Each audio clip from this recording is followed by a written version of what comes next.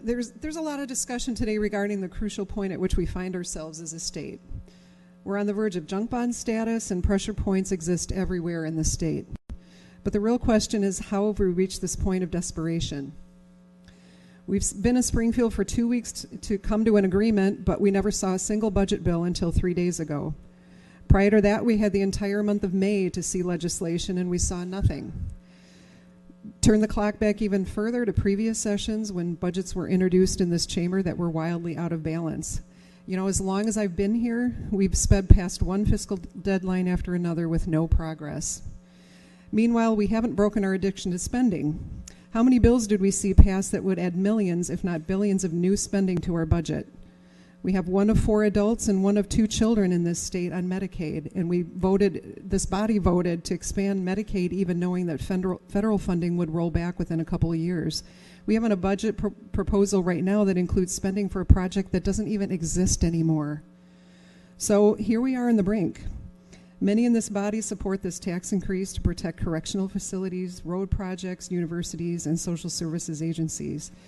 But I have to ask, who's protecting taxpayers in this state?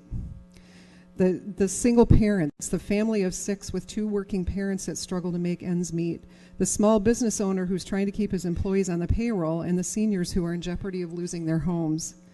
My district doesn't have universities, it doesn't have prisons, it doesn't have large segments of state employees, but what we do have is taxpayers who are struggling to keep up with astronomical property taxes. In my district, some of the highest in the state.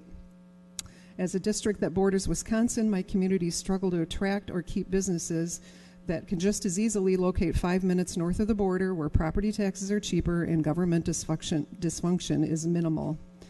I just wanted to read a couple of emails that I've gotten from constituents in my district.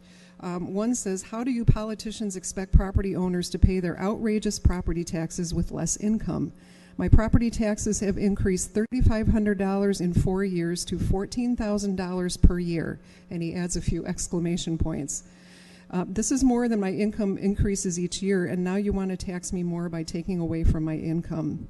People are leaving the state in record numbers because they're tired of the nonsense. This takes businesses and income away from Illinois.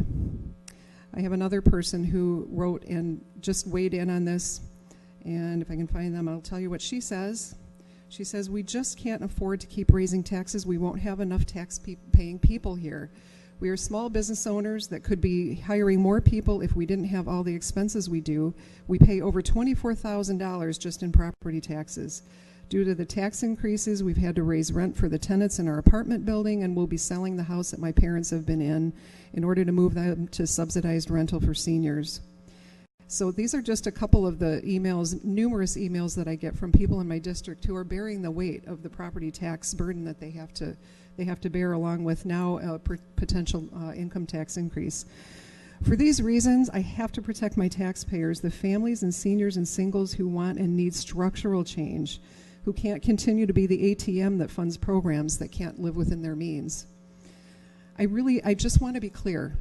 I respect the votes of those who believe we must pull our state back from the cliff. I really do. But it's also very clear that because there's minimal, if any, structural changes in our spending, it won't be long before we're doing the same thing again, arguing for tax increases for the spending that we've never learned to get under control. I believe that whatever vote we take today requires courage. Courage to vote your conscience, to vote your district, and to vote really your gut. And after much thought and deliberation, my gut tells me that I have to stand with the taxpayers of the state and of my district and insist on systemic reform before I request one of them to pay one more dime in taxes of their diminishing paycheck. It's time to cut up the credit cards. It's time to live within our means. And until we can do that, protect our hardworking taxpayers and vote no.